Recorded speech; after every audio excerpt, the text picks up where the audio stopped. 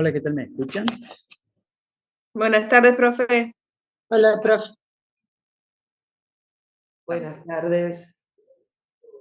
Buenas tardes, profe. ¿Qué tal? ¿Cómo está? Bueno, vamos a seguir con las clases de hoy.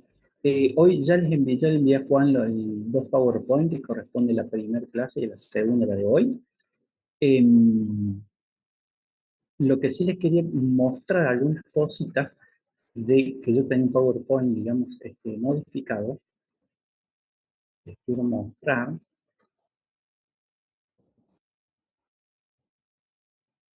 Bueno, ¿están viendo la pantalla mía? Sí. Sí, profe. Bueno, básicamente lo que vemos nosotros de dermatología, obviamente hay que saber siempre saber lo que es la histología normal de la piel, cuál es la función de la piel y cuáles son las células que constituyen los distintos elementos de la piel. Porque de ahí es lo que nosotros vamos a clasificar que las patologías, ¿sí? Los distintos elementos. Bueno, hay cosas que ya habíamos visto, la definición, saber la epidemiología, la clínica y los métodos complementarios fundamental, ¿sí? Porque por ahí ustedes pueden hacer una consulta, pero tienen que brindar los datos. Si uno no brinda los datos, es muy difícil acercarse a un posible diagnóstico, ¿no? Entonces, es muy importante eso, tener en cuenta que se debe hacer un contexto general, ¿sí? Bien. Eh, Siempre analizar la del paciente, el sexo del paciente, las patologías que tiene el paciente, los hábitos tóxicos del paciente, la ocupación del paciente, todo eso es indispensable, ¿sí? Es fundamental. Si bien lleva tiempo, pero ustedes verán que un médico que hace una buena, digamos, entrevista con el paciente y averigua los datos del paciente, es mucho más fácil que acierte en el diagnóstico o que tenga un tratamiento más efectivo. ¿Está? Bueno, nosotros sabemos que las enfermedades se clasifican, las enfermedades pueden ser de acuerdo de causa infecciosa, traumática, ¿sí? Tumoral o oncológica, ¿sí? Autoinmune, una gran variedad de enfermedades. Nosotros tenemos que saber, por lo tanto, la histología de la piel. Acuérdense que el epitelio es de la epidermis, después tenemos la dermis y después la hipodermis. ¿Por qué es importante que uno conozca estos elementos de la piel? Porque va a depender para las enfermedades que vamos a estudiar. Va a haber enfermedades que pueden ser traumáticas, enfermedades que pueden ser inflamatorias, infecciosas, entonces se va a componer en distintos elementos de la piel. Va a afectar una parte u otra parte. También tenemos, cuando veamos las patologías oncológicas, cuando se forman los tumores, va a depender si el tumor se forma de un queratinocito, si el tumor se forma de un vaso sanguíneo de la dermis, si el tumor se forma de un fibroblasto de la dermis, o si un tumor se origina de los adipocitos de la hipodermis. Entonces, si yo no conozco la histología normal, ¿sí? Va a ser muy difícil comprender, ¿está? Supongamos un ejemplo, yo les hablo de un cáncer originado de la hipodermis, de los adipocitos que se llaman liposarcoma. Entonces yo les voy a decir, bueno, el liposarcoma es un cáncer originado de ¿dónde? De los adipocitos de la hipodermis. Entonces ustedes tienen que pensar en esta parte. Si yo les digo de un cáncer originado de los queratinocitos de la piel, tienen que pensar en esta parte, en la epidermis, como un carcinoma vasocelular o el carcinoma epidermoide. O si yo hablo del melanoma maligno, saber que se origina de los melanocitos que están en los estratos basales de la epidermis. Bueno, hay un montón de patologías también que son benignas, como los que son los lunares, que se llaman nevus melanocíticos, y se van a orientar acá en una derma epidérmica, en la dermis, ¿sí? Hay patologías que van a generar ampollas, las ampollas donde se van a localizar acá a nivel de la epidermis, ¿sí? Entonces, por eso es importante saber la histología de la piel, es fundamental. Y por eso ustedes deben tomar apuntes, ¿sí? Cuando yo recalco algunos ítems o elementos, deben tomar apuntes porque es importante para conocer.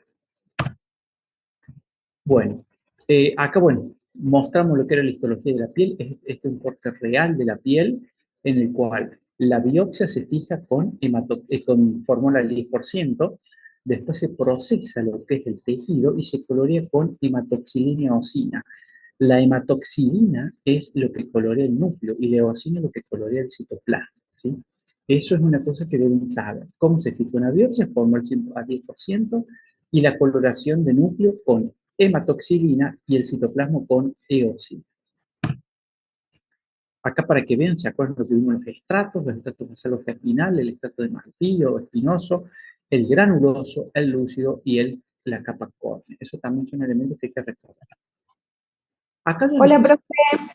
Buenas noches. ¿Me puede decir algo de nuevo la palabra hematoxina, dijo, o cómo? hematoxilina, Ah, está. con H, hematoxilina. Y para el citoplasma la eosina. Bien. Acá ya les puse un ejemplito de los epitelios. ¿Por qué uno tiene que saber mucho el tema de los epitelios? Los epitelios que revisten, los epitelios revisten la piel hacia afuera, que es la epidermis, y también todo lo que son las vísceras huecas, como todo el tubo digestivo, el epitelio respiratorio, el epitelio urinario, parte del aparato genital femenino. Los epitelios están formados por células de revestimiento que asientan sobre la membrana basal. Todos los epitelios asientan sobre la membrana basal. Un ejemplo, el epitelio plano simple o simple escamoso forma parte del mesotelio, del peritoneo, de la pleura, del pericardio. El epitelio plano estratificado o estratificado escamoso, que es lo mismo, acá asienta sobre la membrana basal y es el que encontramos en la epidermis, en la piel. También tenemos en la cavidad oral, en el labio, también en el esófago. ¿Sí? Hay muchos lugares que tienen un epitelio plano estratificado. En el cuello uterino de la mujer también.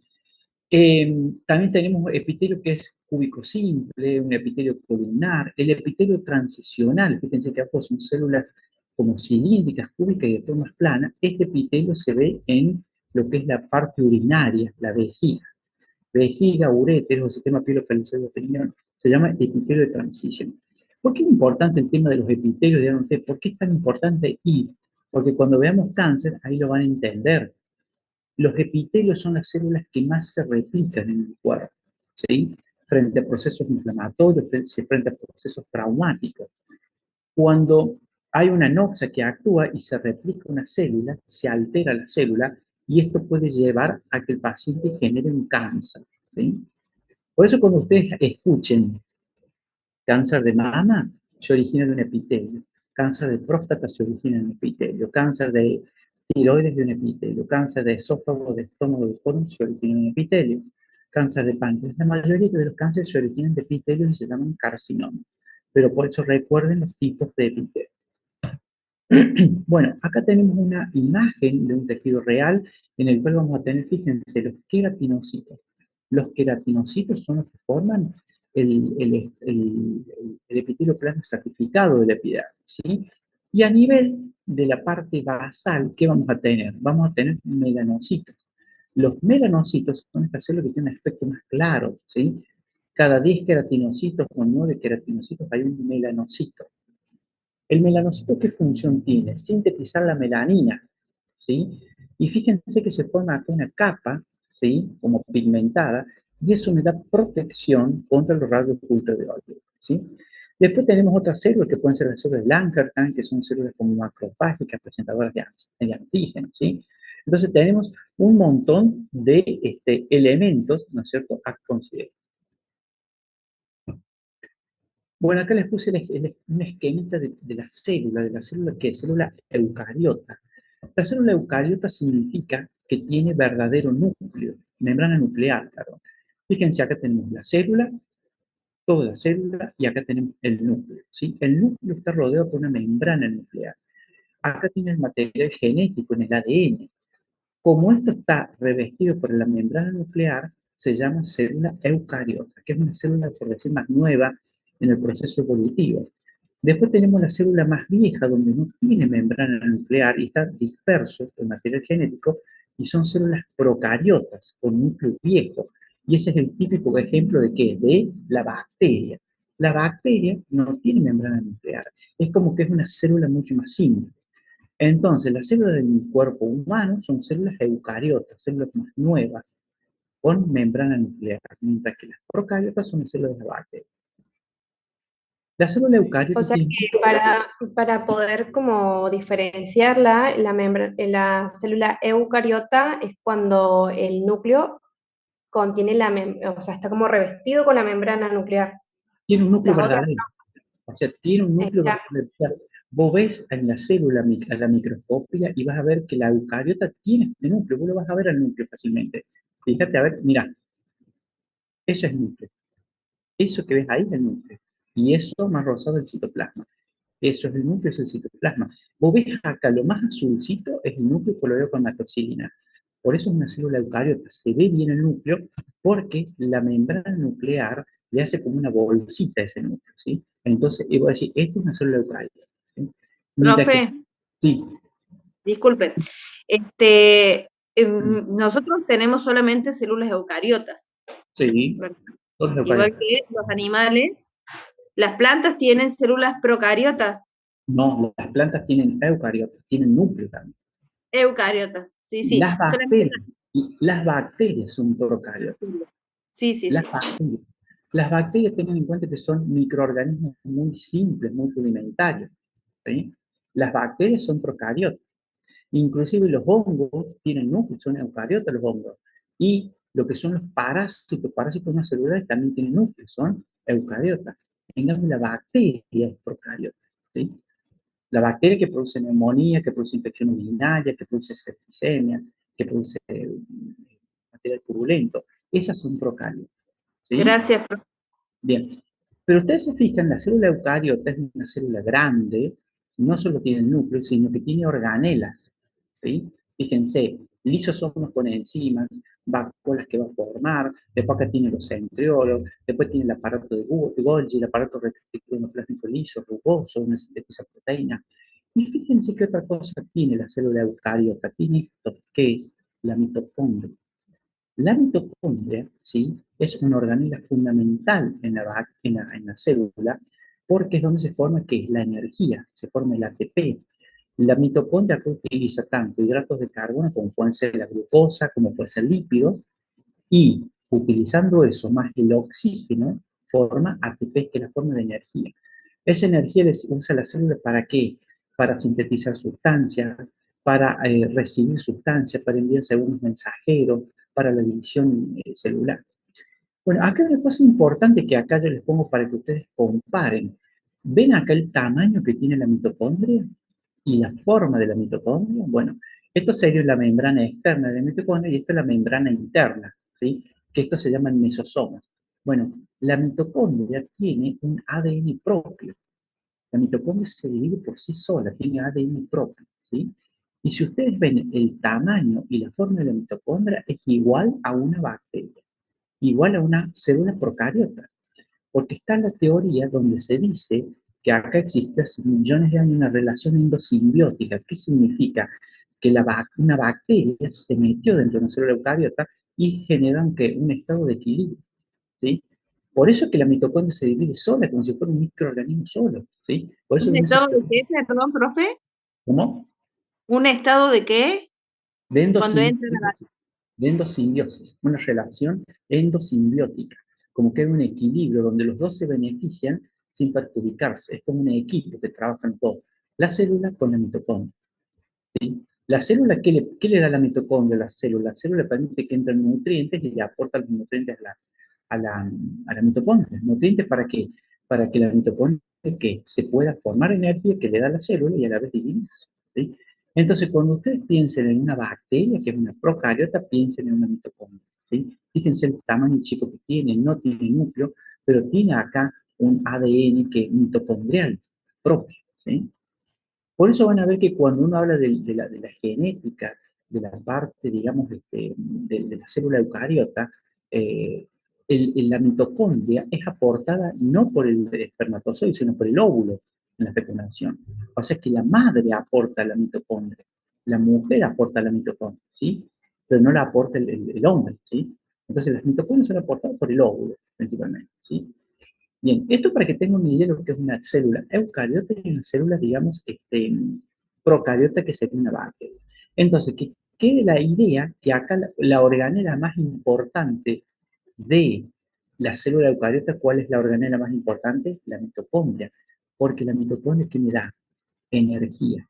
La energía, ¿qué me permite a mí? La energía me permite que la célula esté en homeostasis, en equilibrio. ¿Tá? ¿Ven acá la membrana plasmática? Bueno, La membrana plasmática tiene como si fuera una polaridad, hacia adentro negativa, hacia afuera positivo, está como un equilibrio. Acá está lleno de canales proteicos, de la bomba sodio y potasio, que eso me mantiene esa homeostasis intracelular, porque tiene 60% de agua la célula. ¿Cuál es el problema? El problema es que si la bomba de sodio y potasio no mantiene ese equilibrio, la célula se descompensa. Si se rompen los canales proteicos, si la bomba de sodio y potasio deja de funcionar, ¿qué va a pasar? Que va a entrar mucho sodio dentro de la célula. Y va a entrar sodio con agua. ¿Y saben qué va a pasar a la célula? Se hincha, se tumefacta. Y ahí viene el daño celular. ¿Está? Bien. Entonces, cuando hablamos de daño celular, Perdón, profe, es lo que vendría a ser, digamos, la alcalinidad que debe mantener las células. no, la alcalinidad es otra cosa. La alcalinidad es otra cosa, es un cambio del pH. Pero también tiene que ver la energía para mantener el pH, obviamente, ¿sí? Porque vos tenés un pH neutro, un pH de 7. Si el pH baja, se hace ácido, y si el pH sube, se hace básico o alcalino. También te tenés que tener un pH neutro, ¿sí? Hay muchas cosas que son importantes en la célula, y para que la célula lo mantenga, necesitas síntesis de ¿qué? De ATP, que es la energía celular. ¿Y quién lo hace? La mitocondria. ¿Está?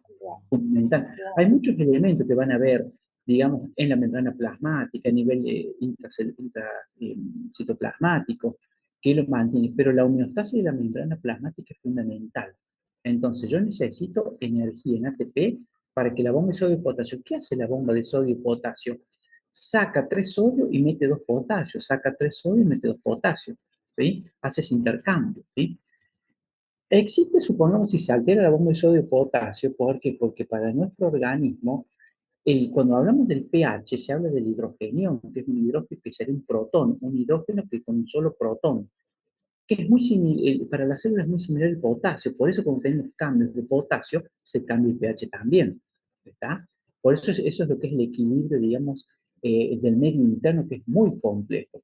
Por eso cuando ustedes vean que una persona tiene el potasio bajo o el potasio alto, es criterio de internación. El potasio es el electrolito más importante que hay que manejar. ¿Por qué? Porque si baja el potasio, hace paro cardíaco. Si sube el potasio, hace paro cardíaco. ¿Está? ¿Y cómo se puede parar el potasio? Y bueno, por desequilibrio ácido-base, cuando cambia el pH, cuando la persona vomita mucho, cuando la persona se deshidrata, cuando la persona toma un diurético potente y se elimina el potasio.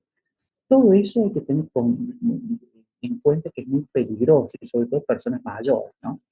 Sobre todo si ya hay un corazón enfermo. Bueno, volviendo a lo que estamos hablando, la mitocondria me sintetiza a mí ATP, que es energía, y esa energía me permite que la membrana plasmática esté bien y mantener la homeostasis para evitar el daño celular. Ahora, la mitocondria, ¿qué necesita? Que llegue ¿qué? Oxígeno con sangre, ¿no es cierto?, de forma importante. Si a la célula no le está llegando oxígeno por la sangre, ¿qué va a pasar? No sintetiza ATP, por lo tanto, deja de funcionar la selectividad de la membrana plasmática y se produce el daño celular, ¿sí? Esa es la causa del infarto cardíaco, ¿sí? El infarto cardíaco se produce por eso. No llega sangre, no llega oxígeno, la mitocondria deja de hacer ATP, y bueno, y acá se produce el desfasaje de la membrana plasmática y se muere la célula, ¿sí? Y así actúan las noxas, porque se interrumpe que la síntesis de energía, ya sea de causa infecciosa, de causa química, ¿sí? Causa tóxica, múltiples causas, ¿está? Bien. Bueno, esto ya lo vimos, los apéndices de la piel, lo que es el pelo, el puño. Acá yo les puse en el nuevo PowerPoint otra imagen para que vean cómo está formada la placa unguial. La placa unguial está formada por queratina, pero ¿cuál es la diferencia entre la queratina de la piel y la queratina de la placa unguial? Que es una queratina compacta, más pura, ¿está? Y se sintetiza acá la placa unguial. Fíjense, acá tenemos un corte longitudinal, tenemos acá la placa unguial, y en la parte más próxima tenemos acá un repliegue, o llamado hipónico, y ahí tenemos la matriz mundial. Ven acá, está la matriz mundial. Esa matriz mundial es un tejido especializado que se encarga de sintetizar la placa unguial, ¿sí? Y también hay estudios que dicen que acá donde está el lecho unguial, acá hay una capa de células que sintetizan la queratina, ¿tá? Entonces, los 2/3 superiores de la placa unguial, los 2 tercios superiores están formados por la matriz unguial, mientras que el tercio inferior está formado por los queratinocitos que están activos del lecho unguial, ¿sí? Y ahí se forma la placa unguial. Por eso van a ver que ustedes cuando tengan un proceso inflamatorio, traumático de la matriz unguial, acá, ¿cómo va a estar esta uña? Va a estar distorsionada, o va a estar engrosada, va a estar irregular, va a estar frágil, va a tener estrías longitudinales o transversales, porque hay daño acá en la matriz unguial, ¿sí? Bueno, Profe, que sí, eh, podríamos decir que las uñas es la continuidad de la piel. es un anexo de la piel, exacto. Los pelos y las uñas son, digamos, continuidad, son como modificaciones especiales de la piel, ¿cierto? Acá hubo una modificación de los queratinocitos basales. Esos queratinocitos basales se transformaron en qué? En esa matriz unguial, ¿sí? Y es lo que sintetiza qué? Esa placa unguial. Es una modificación de la piel, exacto. Bueno, yo les dije que yo soy especializado en patología. ¿Nosotros qué hacemos? Nosotros estudiamos los tejidos a simple vista y después los estudiamos a nivel microscópico, ¿sí? Y nosotros analizamos la fisiopatogenia. Los libros de medicina en los cuales se explica la fisiopatogenia, el mecanismo de una enfermedad, está hecho a través de los patólogos, que es lo que nosotros vamos estudiando. Cómo se comportan las células, cómo se modifican las células, qué cambios tienen los tejidos. Entonces acá yo les pongo un ejemplo de lo que nosotros hacemos. Fíjense, acá hay un paciente donde tiene una lesión en la piel, ¿sí? Una lesión que podemos decir una lesión irregular, pardo oscura, ¿sí? Levemente sobrelevada, ¿sí? Entonces yo veo esta lesión y acá ¿qué pienso primero? Yo no pienso ni traumatismo ni infección, lo que pienso es tumor, pienso tumor. Y dentro de los tumores tengo que descartar un tumor maligno, como un cáncer, que sería un posible melanoma. Bien. Esto es lo que hace el cirujano. El médico cirujano hace la excisión, marca, va a cortar esto y es lo que nos envía a nosotros. Una vez que se corta esto, ¿qué pasa? Nosotros ponemos en fórmula el 10% para que se fije el material. La fijación en fórmula, ¿qué me permite a mí? Me permite que se evite que la degradación del tejido, es como que yo lo congelara, porque yo tengo que ver esas células como si estuvieran vivas, ya no están vivas, pero están fijadas como congeladas para yo analizar esa alteración, ¿sí? Bien. Este es otro caso, que este es un caso real que yo vi, fíjense, esto se llama una muestra de piel o losaña de piel, ¿sí? Y fíjense, acá está la lesión, miren cómo es esa lesión. Levemente, lesión tumoral, levemente sobrelevada, ¿sí? Colorido pardo oscuro y bordes irregulares, ¿sí? Yo lo que estoy pensando acá es que puede ser un melanoma, ¿sí? Acá está marcada con hilo porque esto me está diciendo que está el borde superior. Entonces yo tengo que medir cuánto mide la lesión, cortar acá estas partecitas para yo buscar las células tumorales, ¿sí? Primero para diagnosticar y después para ver las células tumorales.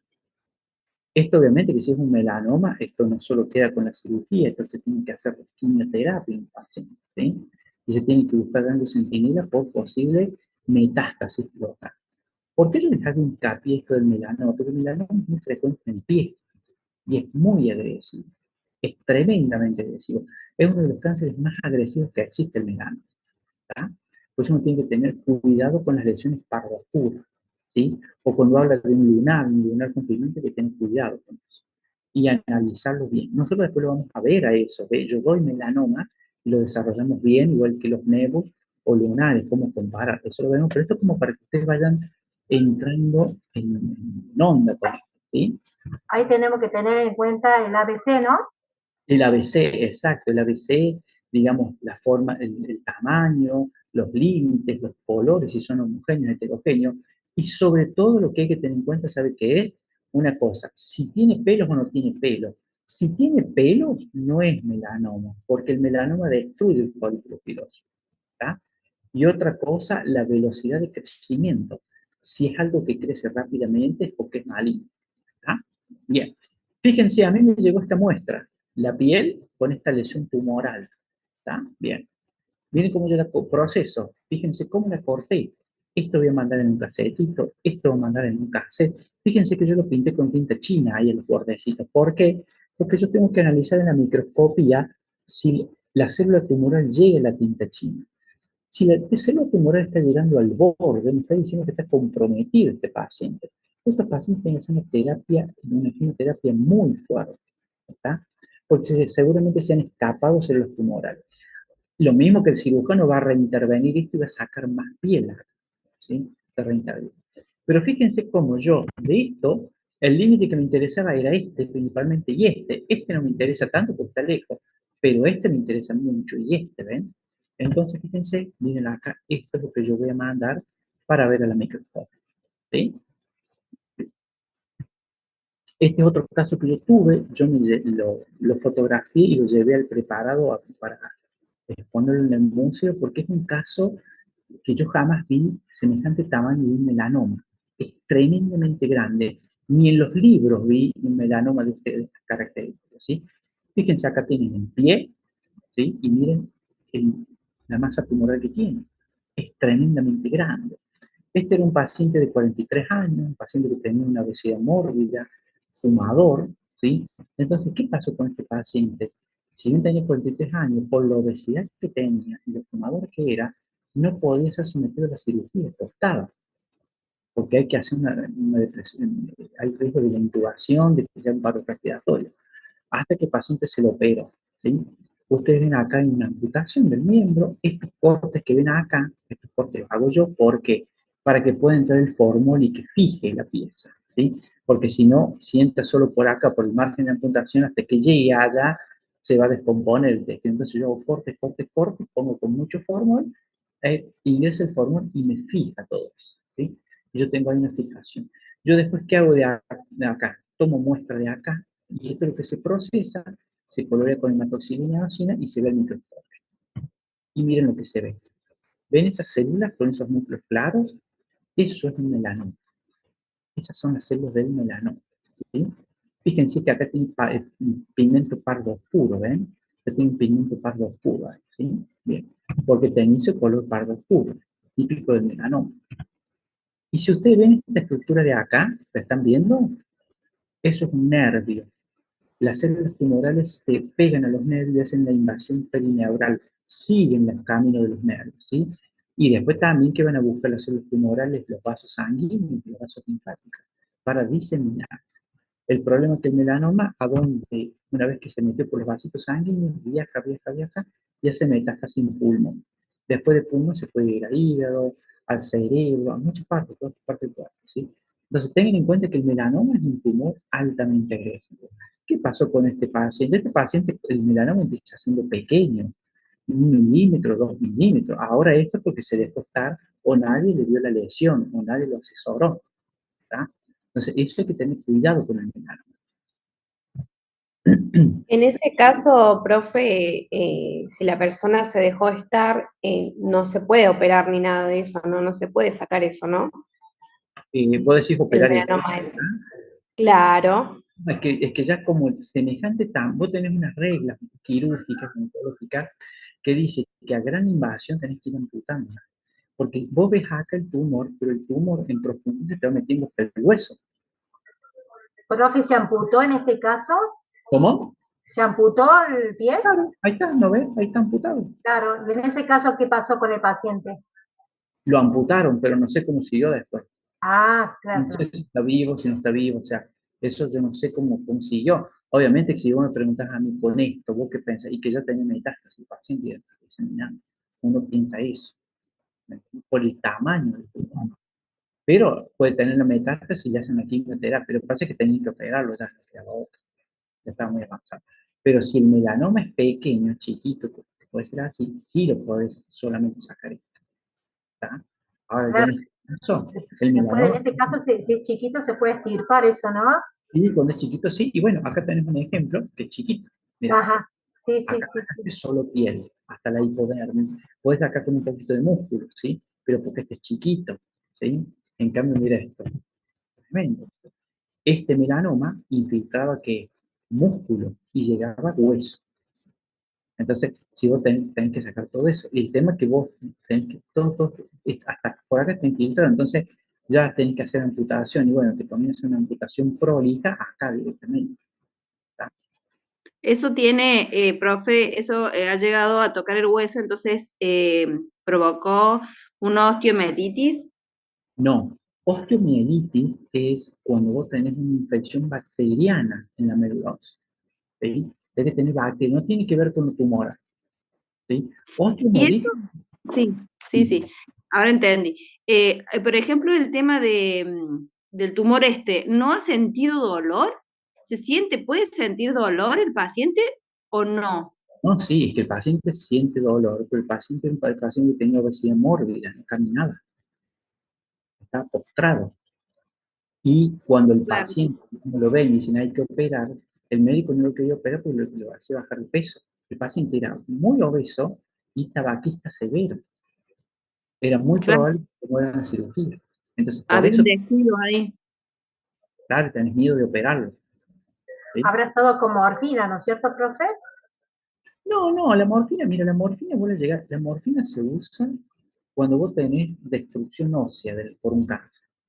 Cuando te destruye el hueso, porque el periósteo del hueso es muy doloroso, tremendamente doloroso. Sí. Cuando tenés metástasis en costilla, en vértebra, ahí se usa más que nada la morfina, ¿sí? Esto no duele tanto, ¿eh? No tanto. Cuando vos tenés cáncer de mama con metástasis de costilla, vértebra, cáncer de próstata, cuando va a costilla, vértebra, esos huesos o a cadera, ahí sí es muy doloroso, hay que recurrir a la morfina, ¿sí? Pero son etapas finales. Disculpe, profesor, y en este caso, este paciente puede tener también la posibilidad de ser diabético. Seguramente, Aparte. Ujú. seguramente, Bien, seguramente bien, diabético. O tiene resistencia a la insulina de una, seguramente. Ya le pasa que tengo obesidad, así que tiene obesidad, ya tiene resistencia a la suficiente, insulina, obviamente. claro. Después yo también, Gracias. yo después doy diabetes y lo explico bien a eso. Profe, si Bien, nosotros, profe, una pregunta. Si nosotros nos encontramos en una situación con un paciente que tiene pequeño, no tan así, porque sería muy obvio, ¿no? Como podóloga, ¿qué podemos hacer derivarlo. directamente? No ¿Sí? tocar. ¿Y qué? Es que no podés tocar si es un tumor. Lo Mm, que puedes hacer es vigilar. Un ejemplo, ¿qué puedes tener vos? La sospecha es que tengo un hematoma con el subungual, ¿sí? Entonces sí, vos le sacás la foto, lo medís al tumor y le decís, bueno, a ver, veamos en 7 días si se reabsorbe. Si se reabsorbe es un hematoma. Ahora, si eso sigue creciendo es porque es un tumor. Y se lo deriva con criterio de urgencia, ¿sí? o sea, observar, medir y, bueno, ver, observar. Exacto. Porque no se va a morir porque tengo melanoma y se demora, que se 20 días en diagnosticar, no se va a morir por eso. ¿Me entiendes? Porque Claro, tampoco claro. están mandando todos los hematomas pensando que es melanoma. Un hematoma se va a reabsorber en los días, va a tener cambio de coloración, de lo oscuro que estaba, tomar un color más de estos amarillentos, ¿sí? Porque se transforma en lo que es la bilirrubina, la biliverdina, que se reabsorbe en la sangre, ¿está? Y se va reabsorbiendo, ya los 5, 6, 7 días se reabsorbe, ¿sí? No hay problema con eso. Ahora, si sigue creciendo y de forma tumoral, pensás que puede ser un melanoma. Bien, Bien, profe, gracias. mira, la citología nosotros aplicamos en alcohol al 96. Citologías que son cuando uno pone un virus, toma una muestra celular de la superficie de la lesión, o el ejemplo sería el Papa Nicolau o las funciones de tiroides. Y las biopsias, como vimos recién, piezas quirúrgicas se fijan en fórmula al 10%. ¿Sí? Es una cosa fundamental. Bueno, eso de inflamación ya lo vimos. ¿Sí? Yo les agregué esos elementos. Ah, bueno, lo que les quería agregar es como cuando hablamos de las células inflamatorias, se forman en los glóbulos blancos, a excepción de los linfocitos, se forman en la médula ósea, ¿sí? El linfocito se forma en los tejidos linfoides, ¿sí? En los ganglios linfáticos principalmente, después se diferencian en ti. Y después en la médula ósea que tenemos muchas veces glóbulos rojos, ¿sí? Y de los glóbulos blancos que tenemos neutrófilos, eosinófilos, basófilos y los monocitos, ¿sí? Y después tenemos las que son las plaquitas, los megacariocitos, que son los que van a formar la plaqueta y lo que me ayuda a mí para qué, para la coagulación sanguínea, la formación de un trombo. Esto porque es importante, porque fíjense que un paciente tenga una metástasis de un cáncer acá en la médula ósea. La célula tumoral prolifera y no permite que se forme todo esto. Entonces el paciente va a tener susceptibilidad a qué? A hemorragias, susceptibilidad a infecciones y va a tener anemia. Entonces esas son las características cuando yo tengo una médula ósea infiltrada por un cáncer. Anemia, susceptibilidad a las infecciones y susceptibilidad a las hemorragias, ¿sí? Por eso Ahí me es donde parece, se hace el trasplante, ¿no? De médula, profe, ¿no? ¿le haces trasplante de médula? Bueno, el trasplante de médula le haces cuando el problema es primario de la médula ósea, ¿sí? Ajá. Porque si vos tenés un ejemplo, metástasis de un cáncer, lo que tenés que hacer es matar la célula tumoral, ¿sí? Ahí te Quimio, matas con la quimio. con la quimio y con la radioterapia. Cuando vos haces trasplante cuando el paciente tiene leucemia, ¿qué significa? Que ya tus células de la médula ósea, ellas la vienen fallada de esa célula. Entonces, ¿qué haces? Le irradias todo, le matas toda la médula ósea al paciente, le sacaste su médula ósea que no sirva y ahí le pones un poco de médula ósea compatible para que empiece a sintetizar nuevamente. Ese sería lo que es el trasplante, ¿sí? Bien. Bueno, todo esto lo vimos, así que vamos a pasar a...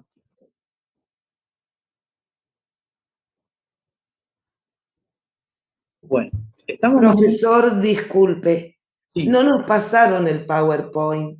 yo se lo envié recién hace un ratito, se lo envié a Juan, así Ah, que ya se los va a pasar, ¿sabes? bueno, muchas gracias.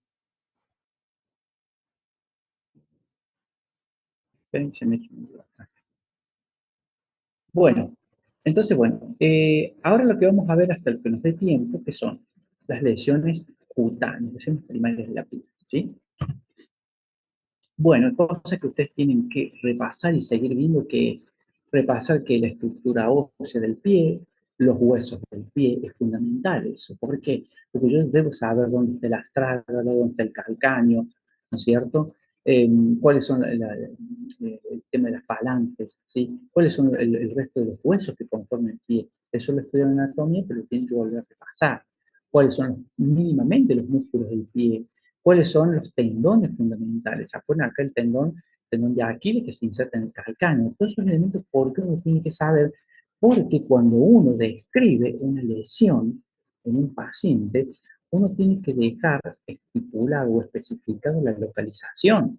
Supongamos, está en el talón, está en el maléolo externo, está en el maléolo interno, está hacia la porción externa del pie, porción interna del pie, por el dorso del pie, porción anterior, posterior.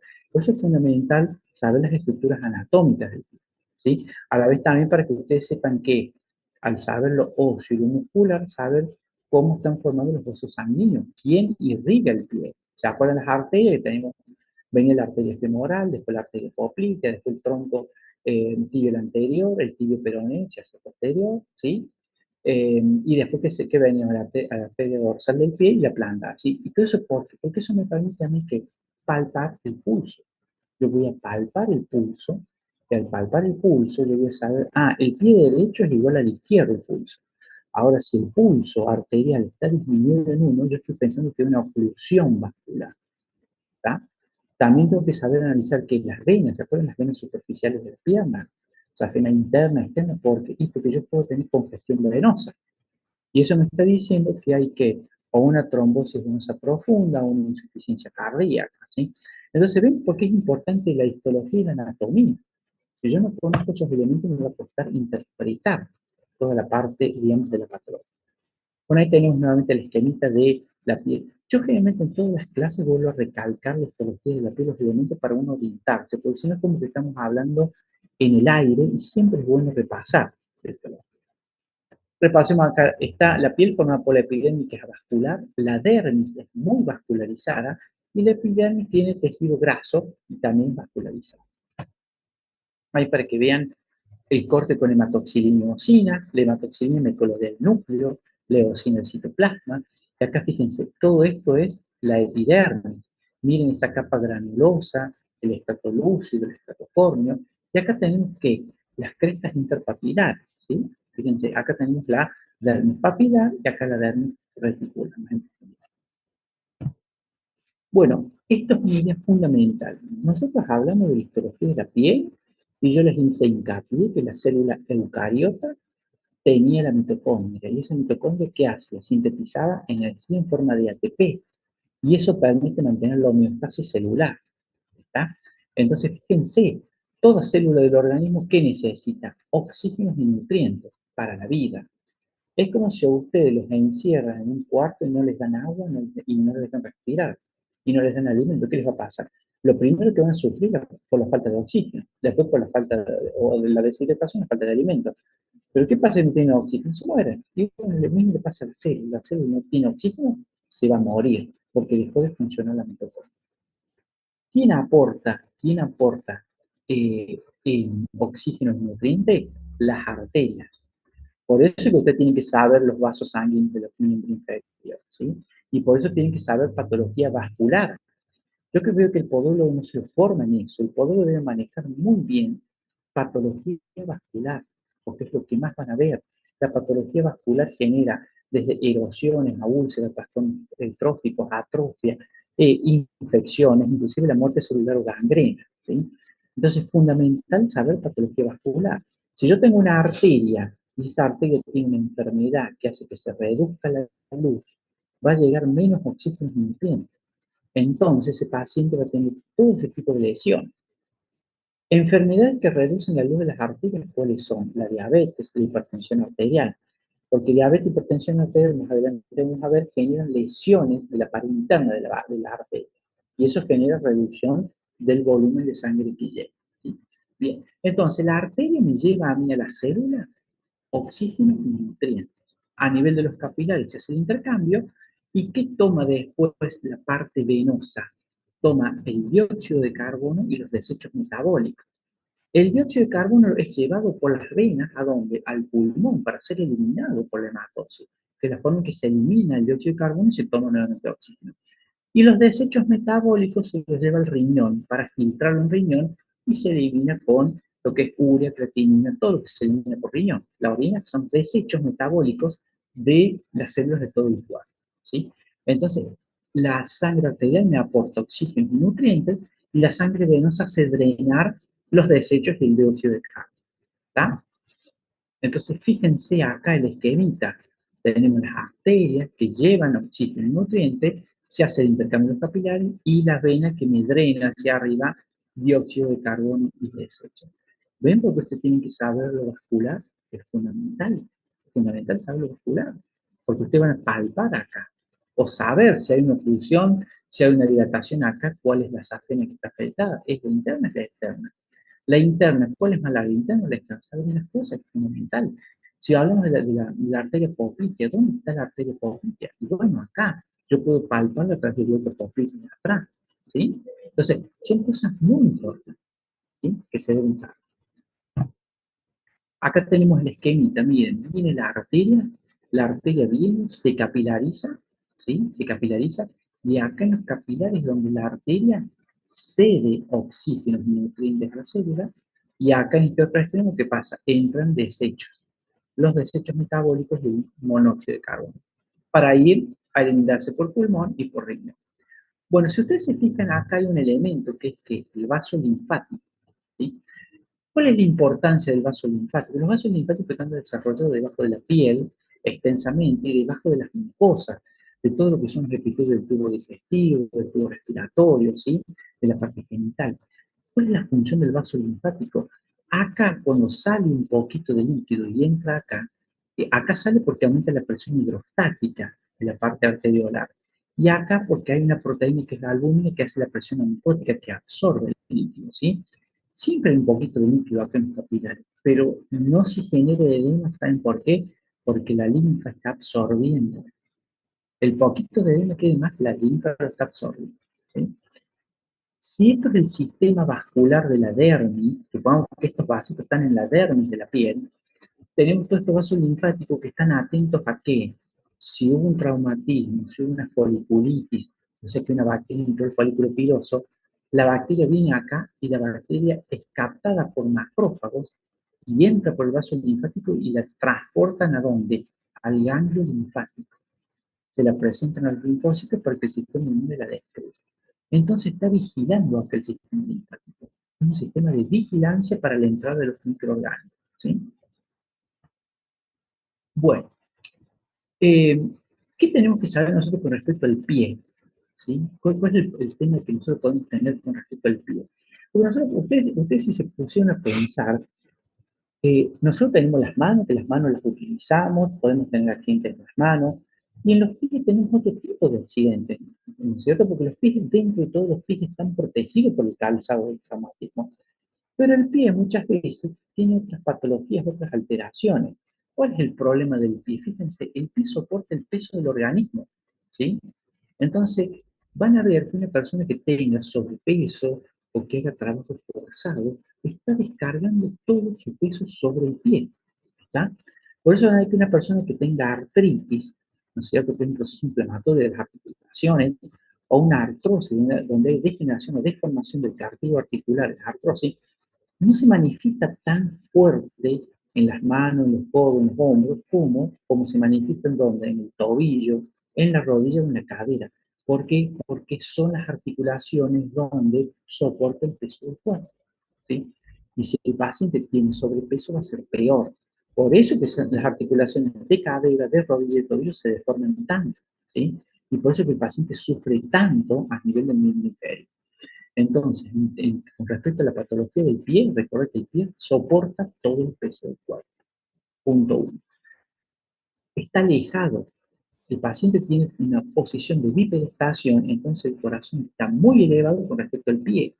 El corazón es una bomba aspirante, impelente, que aspira y bombea, aspira y bombea. Ahora, aspirar la sangre que está allá abajo de los pies cuesta mucho más que aspirar la sangre de las manos, que están más a nivel del corazón y que las estamos moviendo. En cierto momento levantamos los brazos, es más fácil que reine la sangre de ellos. Entonces, aspirar la sangre de los pies es mucho más difícil. Entonces, ¿eso qué me genera?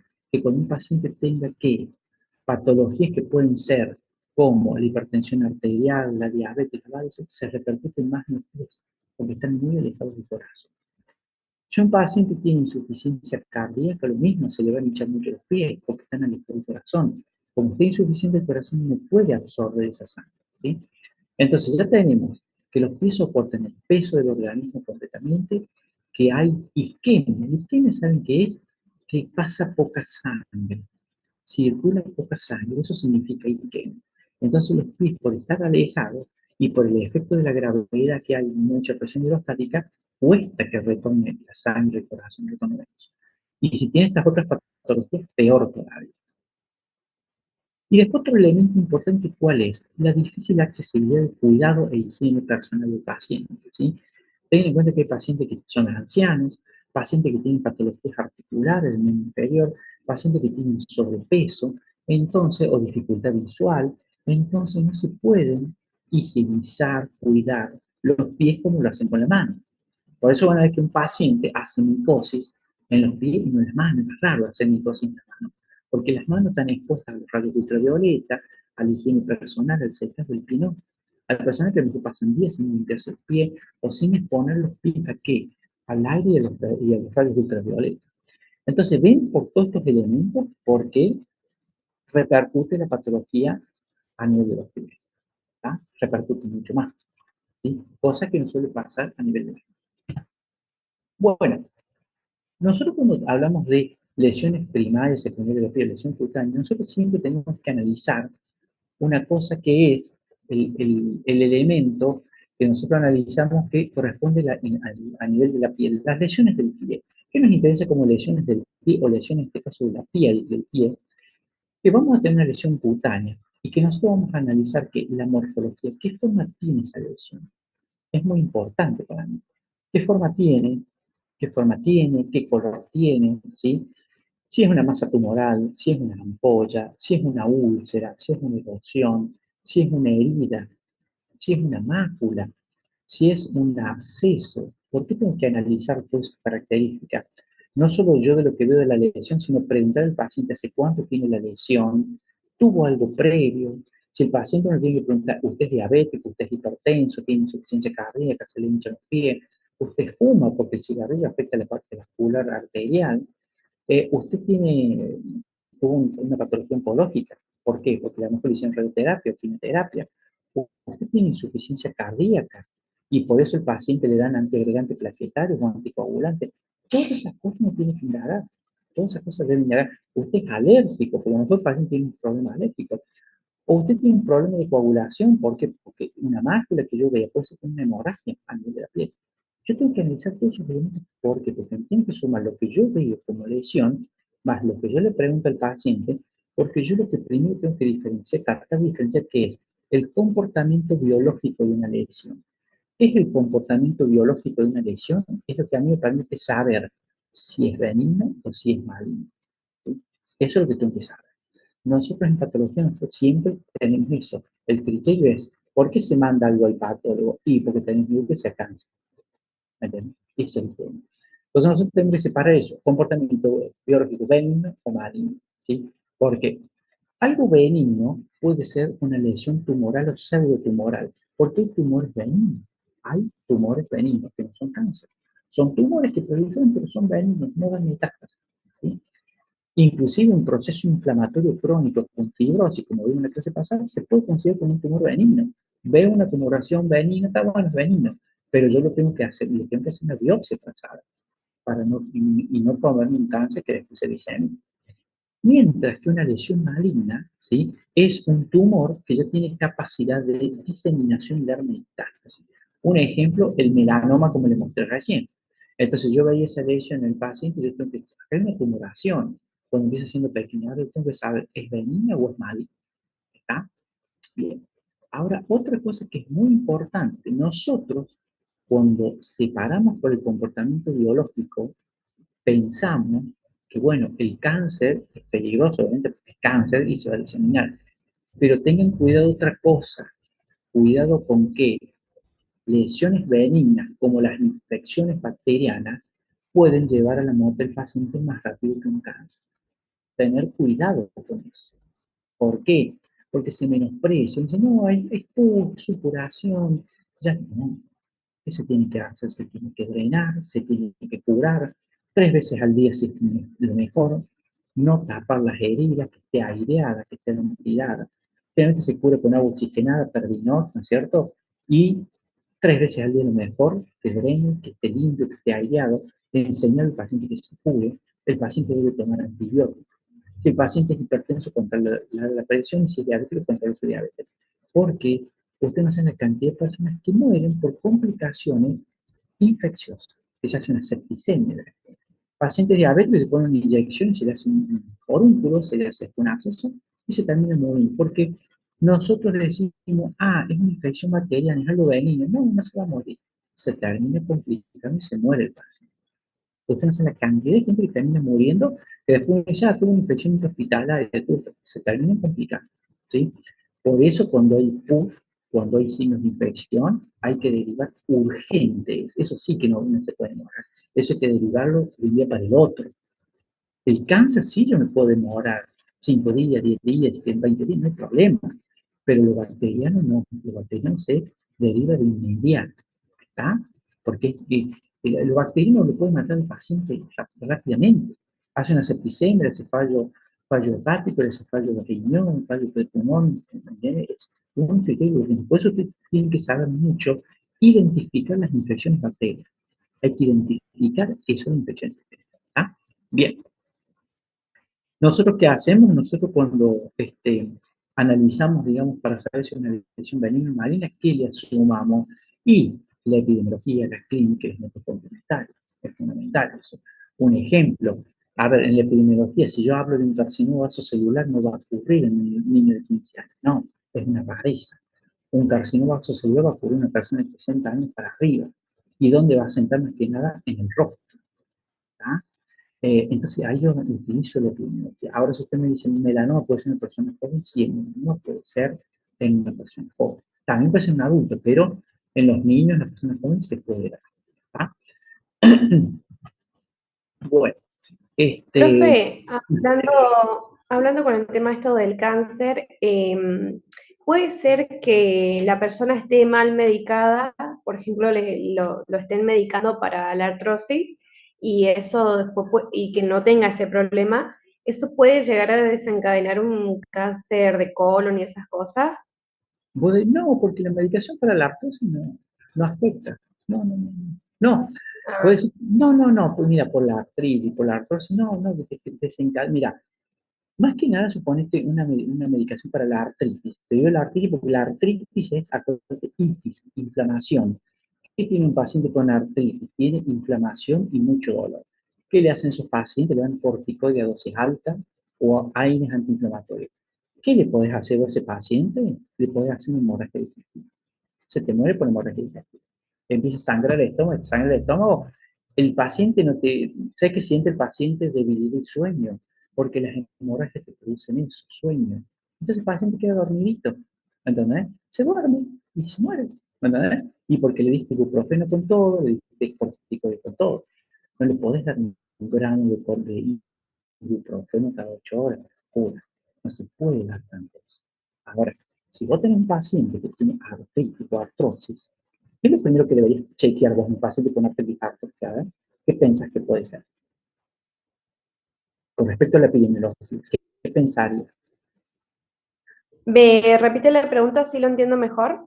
Supongamos que ustedes, en general les pregunto todo, tiene un paciente con artritis y artrosis, ¿no? O una de las dos. ¿Qué es lo que Ajá. deberían ustedes analizar en su epidemiología del paciente para mejorarlo a él como consejo? ¿Qué verías vos en el paciente? ¿Qué llamaría la atención para aconsejarlo al paciente? El primer consejo que le daría pues sería, Primero hay que ver, obviamente, si para confirmar si la persona tiene artrosis y demás, hay que ver cómo están, hay que llevar a hacerle análisis. ya lo tiene, eh, tenemos que confirmar la artrosis, ya la tiene, está diagnosticado artritis, artrosis, pero el paciente viene y se queja del dolor. ¿Qué vos lo ves en la y, clínica de presentación del paciente para ver cómo se puede mejorar eso? ¿Qué es lo que ves vos? y la medicación. ¿Saben qué? El peso, el Ah, sobrepeso. Van a haber pacientes que vienen con artritis, con artrosis y tienen 20 kilos de más. El peso. El paciente cuando baja de peso y cuando hace actividad física, mejora la artritis y la artrosis. Entonces ya no bueno, tenés que darle tan Quiere alto. decir, exactamente. quiere decir cambiar hábitos. Claro, es eso. Mi, Paciente, mi mamá está diagnosticada con artrosis y ella bajó muchísimo de peso porque le recomendaron eso y hace pilates y bueno, mejoró bastante y ya no sufre tanto respecto a los dolores, porque siempre eran las articulaciones y todas esas cuestiones. lo que pasa es que vos cuando tenés una artritis, está inflamada la cápsula articular, ¿sí? Si está inflamada, está blanda. Y si vos le pones un sobrepeso, eso que está blandito, se deforma y estás haciendo artritis sobre artrosis. La deformación es la artrosis. Paciente que tenga una crisis de artritis, tiene que hacer reposo, acostado, no forzado la articulación. ¿Entiendes? Si querés le das un poco de frío, si querés un poco de calor, y darle la misma dosis de antiinflamatorio corticoide, lo más bajo que se pueda. Pero si no baja de peso la persona, no va a mejorar el todo. ¿Entiendes? Entonces, eso es fundamental. Hay cosas que ustedes pueden aconsejar o básicas que son elementales. Es como si un paciente diabético viene el diabético y dice, no, soy respetable de la medicación, y vos lo ves que tiene un sobrepeso. Y bueno, baja de peso. Baja de peso, hace la actividad física y mejora. Ustedes no saben cómo mejora las articulaciones con la actividad física. Los pacientes que tienen artritis se levantan a la mañana y les cuesta mover la articulación hasta que la van moviendo despacito y luego van caminando porque se activó la sangre. ¿Sí? Entonces, la actividad física es fundamental. Son hábitos simples, cosas simples y básicas. ¿Sí? Antes de caer en la medicación, el corticoide, exageradamente no. ¿Entiendes? Obviamente que si el paciente ya hace actividad física, tiene una presión normal y le duele mucho, sí vamos a hacer mayor medicación un tiempito hasta que él se mejore. Pero ojo, tiene que estar en reposo, porque vos le das corticoide al paciente, le das el antiinflamatorio y ya no le duele, sale y sigue forzando la articulación. No. Cuando están las crisis de anticuerpos que están destruyendo la articulación, tiene que ser reposo básico. ¿Tá? El reposo es fundamental. ¿Sí? Es una cosa fundamental. Profe, mi mamá tiene artritis y artrosis deformativa, Claro, sí, sí, sí, sí, con dolor. claro, sí, sí, sí, por eso. Y cada vez hay más de eso, ¿no? Cada vez hay más artritis, más artrosis, y la gente a más temprana edad. ¿Y saben por qué será?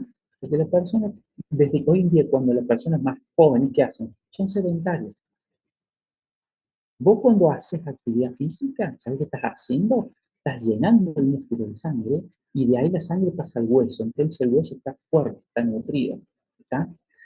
Las generaciones nuevas, ¿qué hacen? Son sedentarias, están con el celular, con la computadora, entonces no desarrollan músculo ni desarrollan hueso.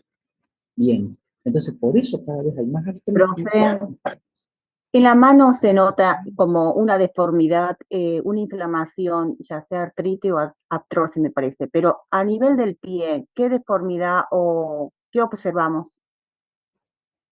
Vos vas a notar muchas veces, lo que pasa es que viste que en el pie también está sujeto a qué? El pie está sujeto a que va a tener la inflamación y está contenido en el calzado, distinto a la mano, que vos en la mano, una artritis reumatoide te hace una desviación así como cubital, ¿entendés? Y comienza la artritis reumatoide de las pequeñas articulaciones hacia la parte central. En el pie vas a tener, ponele, de lo que se te afecta también, viste que en las manos tenés mucha movilidad, en el pie no, pero ¿cuál es la parte de mayor movilidad? El tobillo. Entonces, en el tobillo es donde te va a afectar mucho más el dolor y la molestia, ¿sí? Ahora, cuando vos veas deformidad de los dedos del pie, vos tenés que pensar, ¿es por una artritis, una artrosis o es por el calzado? ¿Sí? Vos tenés en cuenta que por el uso del calzado la mujer deforma el pie. También deformamos mucho el pie, el hombre también, ¿sí? Ahora hay que ver dónde afecta. Generalmente afecta más que nada el dedo gordo. La artrosis más el dedo gordo porque es el dedo más móvil que tenés, ¿verdad? Ahí suele comenzar un poco más y después la parte del tobillo. Pero la artrosis, ¿sabes dónde te pega mucho? Tobillo, rodilla y cadera. Esos son los puntos más deformantes. Por eso se termina poniendo prótesis, sobre todo en rodilla y en cadera. Se pone prótesis ahí para artritis. Sí, que hay En el hallux, ¿no? No, sí, también, pero no tanto como lo que es la rodilla y lo que es la cadera. En los otros como no se hace cirugía. Y en las artritis reumatoidea, Sí. No, la artritis reumatoidea generalmente vos es una enfermedad autoinmune, lo que vos buscas es tratarlo a través de un reumatólogo. Obviamente que si se te lleva a deformar mucho una articulación, vas a buscar que poner una prótesis. ¿Sí? El problema de la prótesis puede ser que la prótesis es un tejido, es material inerte y tenés susceptibilidad que por lo menos las bacterias.